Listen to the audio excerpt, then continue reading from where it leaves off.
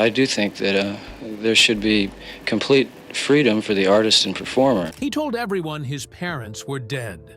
Then he wrote them out of his will completely. When Jim Morrison's body was found in that Paris bathtub, his family had no idea they were about to lose the biggest fortune in rock history. The Doors singer left everything to his girlfriend, but she died just 3 years later with no will of her own. What happened next was pure chaos. His $80 million fortune disappeared into the wrong hands, while his real family watched helplessly. The truth about where all that money went will make your jaw drop. Jim Morrison was born on December 8, 1943, in Melbourne, Florida. His father, George Stephen Morrison, was a rising officer in the United States Navy. Just 2 years before Jim's birth, his father was present during the attack on Pearl Harbor on December 7, 1941. Years later, in August 1964, Admiral Morrison would lead the U.S. naval forces during the Gulf of Tonkin incident. That event gave President Lyndon Johnson the reason he needed to expand the Vietnam War. On August 4th, after a second supposed attack, Admiral Morrison told Navy headquarters the radar signals were likely just weather interference. That message never reached the president. Secretary of Defense Robert McNamara left it out. While Jim Morrison was reading poetry and writing strange songs, his father was helping change the course of history. Growing up in a military family meant never settling in one place. Before Jim turned 18, he had already lived in Florida, Virginia, Texas, New Mexico, and California.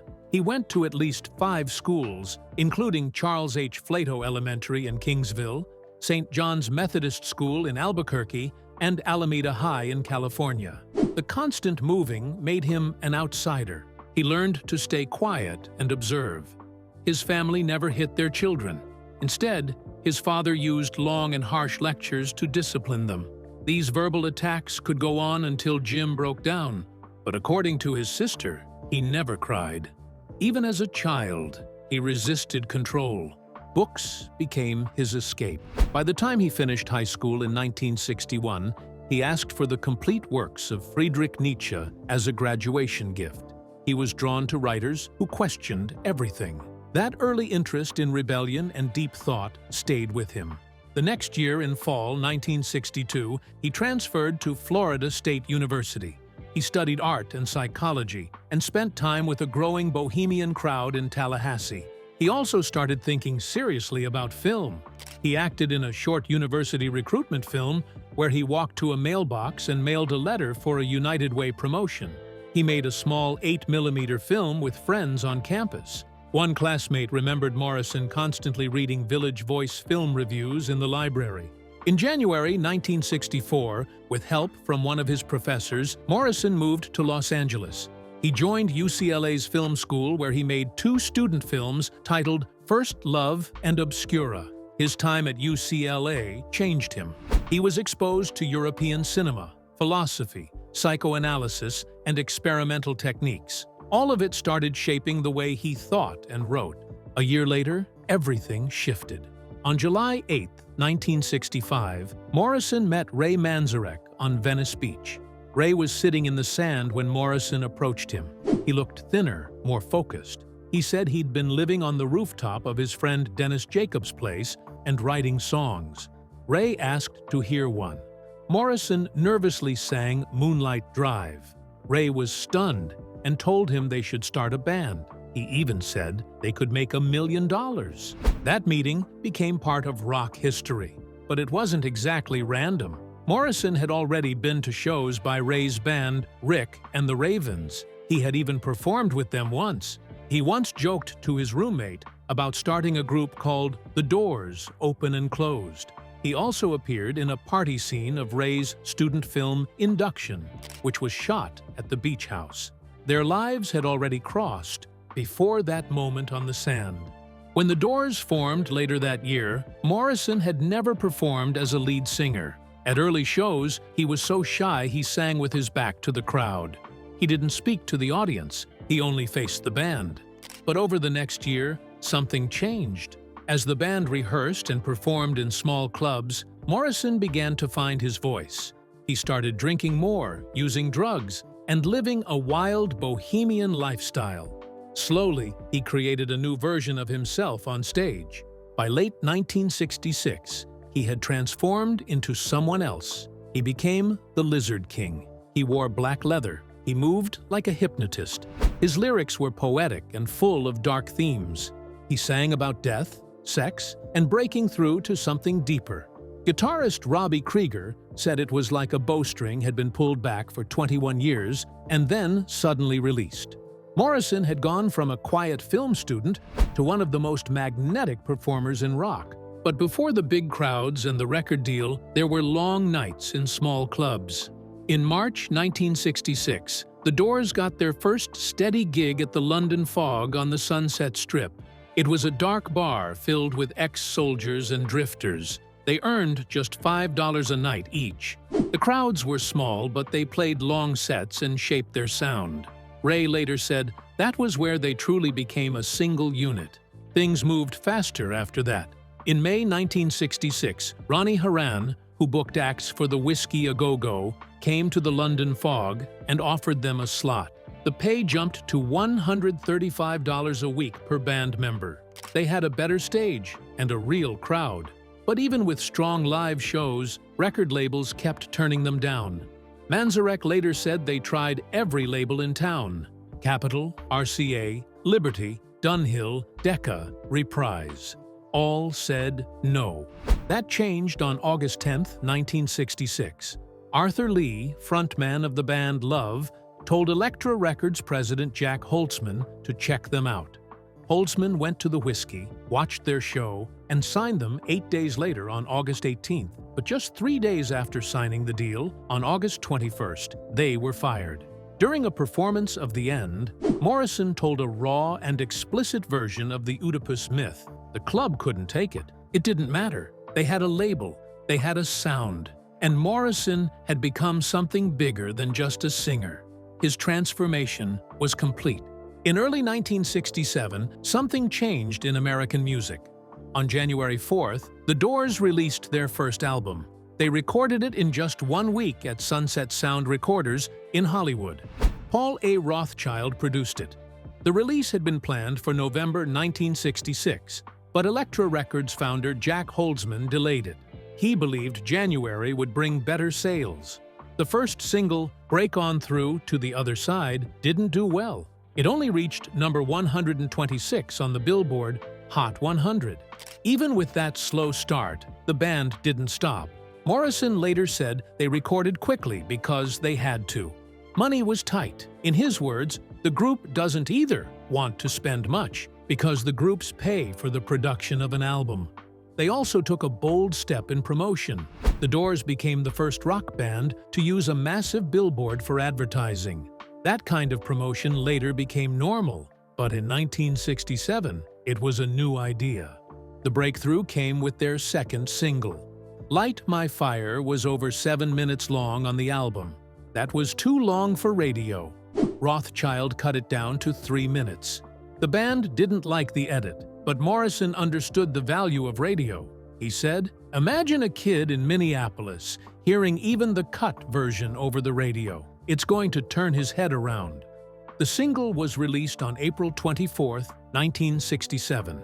It climbed the charts and hit number 1 on July 29th. It stayed there for 3 weeks during the Summer of Love. On August 18th, it was replaced by All You Need Is Love by the Beatles. That year, dancers on American Bandstand voted it the top song of 1967. Billboard listed it at number 7 in their year-end chart. Cashbox placed it at number 24. The song took over radios and live shows. The band also appeared on The Ed Sullivan Show. Their performance shocked some viewers, but made them even more popular. By the end of that summer, the Doors were no longer just a band from Los Angeles. They were national stars. That same year, in a New York studio, photographer Joel Brodsky captured something that would last forever. During a photo shoot, now known as the Young Lion session, he took a set of black and white portraits of Jim Morrison. One of them, shirtless and direct, became iconic. It was later titled The American Poet. It appeared on the band's early albums and many of their greatest hits. What fans didn't know was that Morrison was drunk during the shoot. Brodsky said, "By that time, he was so drunk, he was stumbling into the lights, and we had to stop the session. He wasn't a wild drunk. Actually, he was kind of quiet, but his equilibrium wasn't too terrific." One of the photos ran in the Village Voice. The magazine got over 10,000 requests for copies. Brodsky later said, "Morrison never really looked that way again. I think I got him at his peak." Only months later, on September 25, 1967, The Doors released their second album, Strange Days. They had recorded it between May and August at the same studio in Hollywood. This album took them deeper into psychedelic rock and experimental sound. It reached number 3 on the Billboard 200 and later went platinum. 2 singles became hits. People Are Strange reached number 12. Love Me 2 times peaked at number 25. In New Haven, Connecticut, the second song was banned from radio for being too suggestive. Even with these successes, Paul Rothchild felt the album didn't live up to its potential. He said, "We all thought it was the best album. Significantly, it was also the one with the weakest sales. We were confident it was going to be bigger than anything the Beatles had done, but there was no single." Years later, the album earned its recognition. Rolling Stone ranked it number 407 in their list of the 500 greatest albums of all time. Music writer Stephen Davis called it the best Doors album and one of the great artifacts of the rock movement. In less than a year, the Doors went from recording their first album to becoming one of the most important bands in America.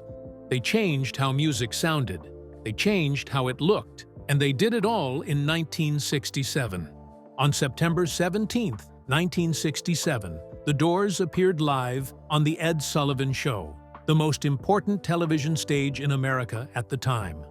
Just before the broadcast, CBS producers told them to change one line in their song, Light My Fire. They didn't want Morrison to sing, Girl, We Couldn't Get Much Higher, because it sounded like a drug reference. They offered a strange replacement line, Girl, There's Nothing I Require. The band agreed out loud, but once the producer walked away, Morrison looked at the others and said, We're not changing a word. When the cameras went live, he sang the original line exactly as written. Guitarist Robbie Krieger smiled because he knew what was coming. The reaction was immediate. In 1967, American TV was still conservative. Even married couples on screen weren't allowed to share the same bed, so this one lyric caused a storm. After the performance, Ed Sullivan smiled from the stage and said, That was wonderful, just great, but he didn't shake their hands. The show cut straight to a dog food commercial. Backstage, the producer was furious. He told the band, Mr. Sullivan wanted you for 6 more shows, but you'll never work the Ed Sullivan Show again. Morrison didn't seem to care. He answered with a line that became part of the band's legend. He said, Hey man, we just did the Sullivan Show. That moment captured exactly who Morrison was. He didn't care about playing by the rules. He cared about the music and the message. Then, on December 9, 1967, he made history again. That night, the Doors were scheduled to perform at the New Haven Arena in Connecticut. Before the show started, Morrison was in a backstage shower with a young woman. A police officer on security detail didn't recognize him and told them to leave. Morrison said, Eat it. The officer pulled out his can of mace and sprayed him in the face. A few minutes later, the officer found out who he was and said, I didn't know who you were. That apology only made Morrison angrier. After a 1-hour delay, the show began. When they got to the song Backdoor Man, Morrison stopped singing and told the crowd what had happened. He called the officer a little blue man in a little blue hat and a little blue pig. The police didn't wait. They walked straight onto the stage and arrested him in front of the audience. He was charged with inciting a riot, public obscenity, and indecent behavior. The crowd of 3,000 erupted. 13 more people were arrested that night. It became one of the most talked about moments in live music history. No rock star had ever been arrested mid-performance before. In September 1968, the Doors arrived in England for their first full European tour with Morrison. On September 6th and 7th, they played 4 sold-out shows at the Roundhouse in London. They shared the bill with Jefferson Airplane. Those concerts were filmed by Granada Television for a documentary called The Doors Are Open. The director, John Shepard, told the crew to get as close to the band as possible. He wanted the shots to feel raw and intense. The film was shot in black and white and included powerful performances of When the Music's Over, The Unknown Soldier, and Light My Fire. The documentary aired on October 4th, 1968. Some reports say it may have aired again or later on December 17th. Between the music footage, the film showed scenes from the Vietnam War and political protests. It made the Doors look like more than a band. It made them look like revolutionaries. Rock legends came to see the shows. Paul McCartney, Mick Jagger, and Keith Richards were all in the audience. The Roundhouse shows were a success. They introduced the Doors to a new level of global fame. But this wave wouldn't last long. By early 1969, Jim Morrison was no longer the man people saw in posters or on stage just a year earlier. He had decided to let go of the Lizard King image that made him famous. He stopped wearing tight leather pants and started dressing in plain slacks and t-shirts. He grew a full beard and put on a lot of weight. At 5'11", he reached 185 pounds. He didn't try to hide it. He embraced the change. In a 1969 interview with The Village Voice, he said, "Fat is beautiful." He told the reporter that he felt like a tank, like a big beast that could knock people out of his way. For Morrison, this wasn't just about how he looked. It was a reaction against being turned into a sex symbol. As a child, he had struggled with weight. He had been teased and called names. Now the same people who once ignored him were praising him because of how he looked on stage. He found that fake. He hated being treated like an image instead of a person, so he destroyed that image himself. That same year, his drinking became worse. It had already caused problems in 1968 during the recording of Waiting for the Sun. He showed up drunk. He missed takes. The band found it harder and harder to work with him. He drank almost every night, but somehow still managed to get through sessions the next morning.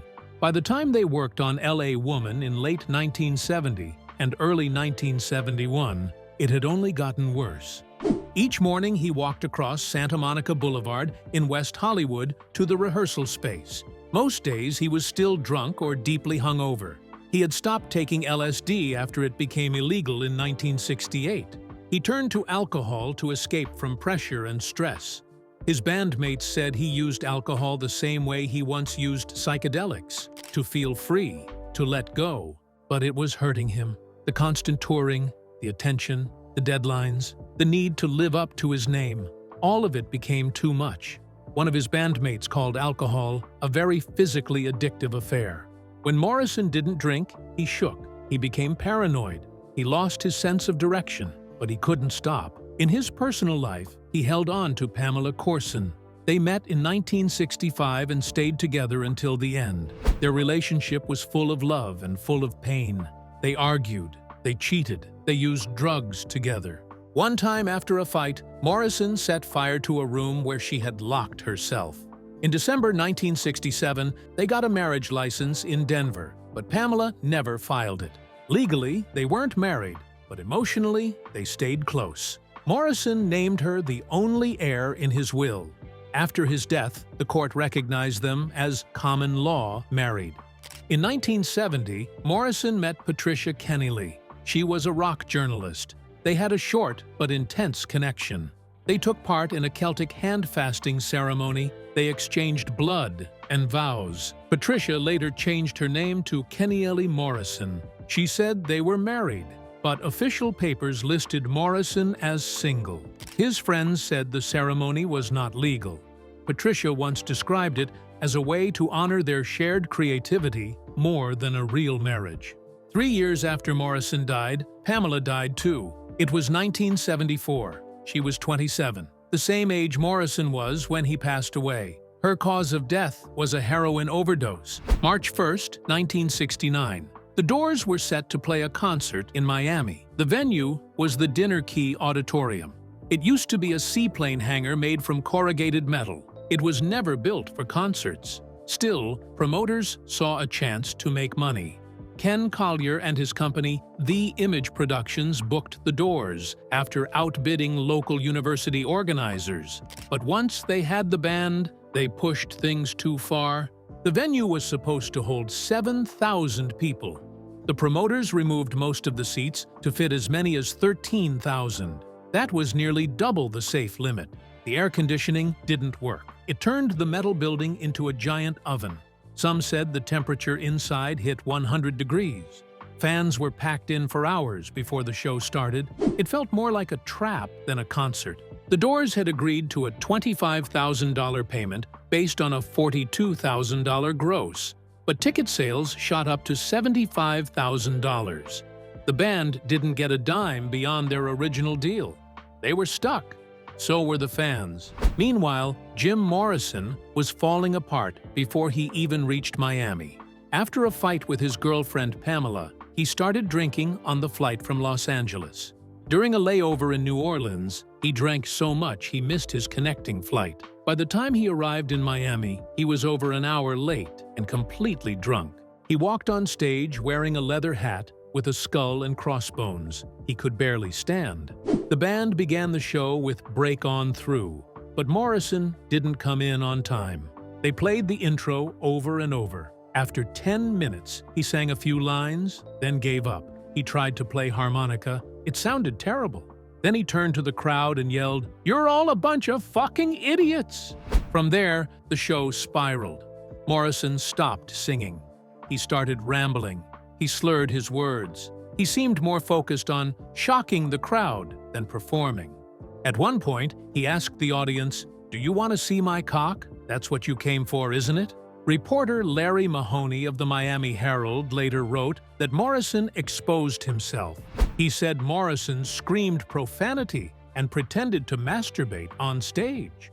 He also noted that hundreds of unescorted junior and senior high school girls were there. Things got worse. Morrison was accused of simulating oral sex with guitarist Robbie Krieger during Love Me Two Times. Someone handed him a live lamb. He held it and reportedly said, "I'd fuck her, but she's too young." Jim Morrison's trial in Miami began on September 2, 1970, and ended 16 days later.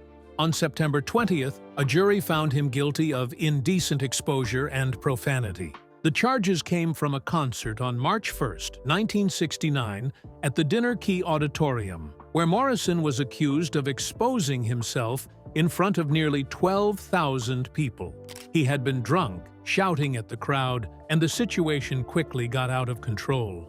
But when the case went to court over a year later, the story didn't seem so simple anymore. 12 people who had been close to the stage that night said they saw no exposure. The defense showed around 500 photographs taken during the show. Not one of them captured the moment Morrison was accused of. Still, the trial moved forward. Morrison testified for 4 hours. Reporters called him calm and convincing. He said he wore custom leather pants that didn't have pockets. Sometimes he put his hand inside with the thumb sticking out because he didn't know what else to do with it.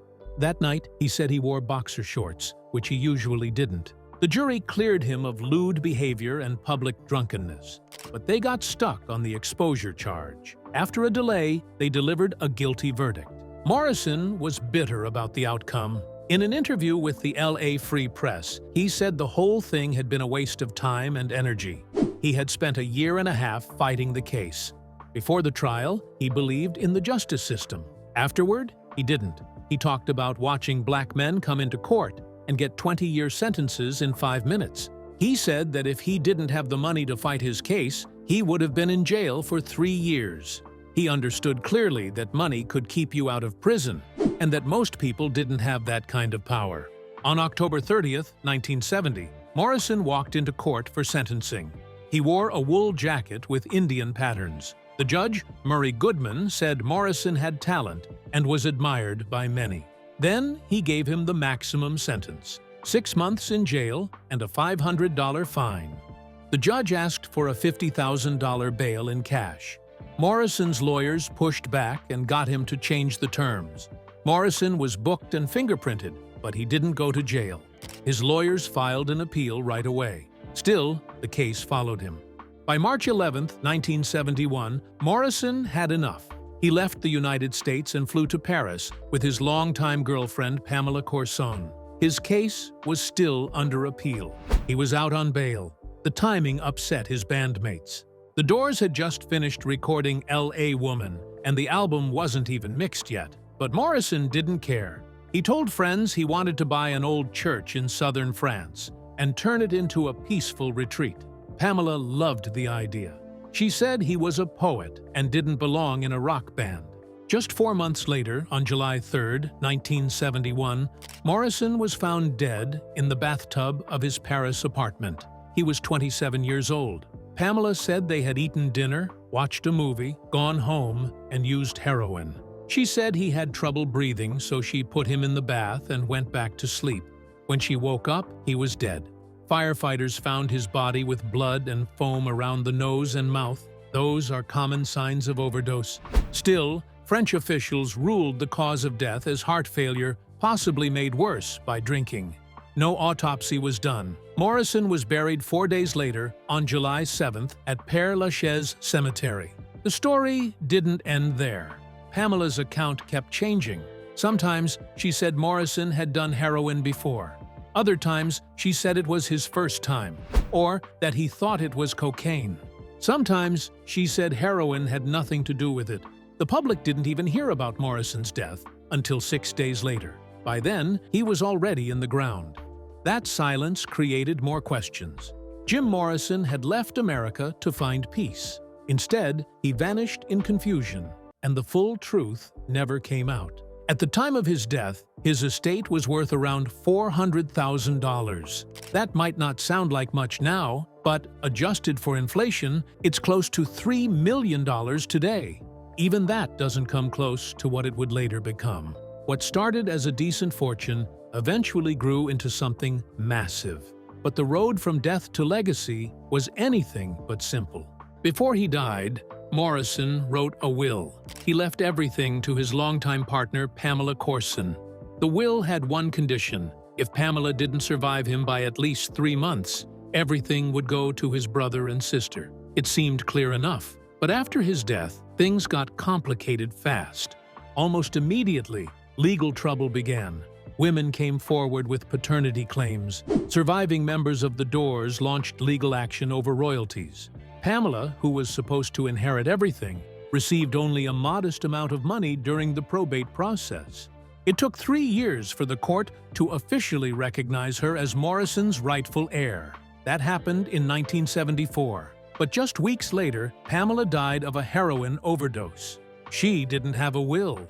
Because Pamela died without making one, the law treated her estate, including everything she had inherited from Morrison, as belonging to her parents.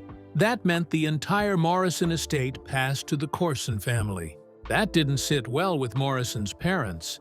Even though he had cut ties with them, he once told people they were dead to him. They filed a lawsuit. They claimed the will wasn't valid. They argued that Morrison wasn't in the right state of mind when he signed it, and said his relationship with Pamela didn't qualify as a legal marriage. At the center of the fight was the fact that Morrison's estate had become incredibly valuable. He had owned 25% of the Doors' intellectual property and royalties. After his death, the band became even more popular. Albums kept selling. His name and image brought in huge money. By the 1980s, the income from Morrison's royalties had passed $80 million. That wasn't just from record sales. It came from licensing, re-releases, merchandise, and the growing myth around who Jim Morrison was. The legal battle dragged on for years, not just because of the money, but because Morrison's legacy had become a cultural symbol. His estate wasn't just a financial asset, it was a piece of rock history. Every lawsuit, every argument, every dollar earned after his death became part of the larger story of a man who died young, left behind chaos, and somehow became bigger in death than he ever was in life.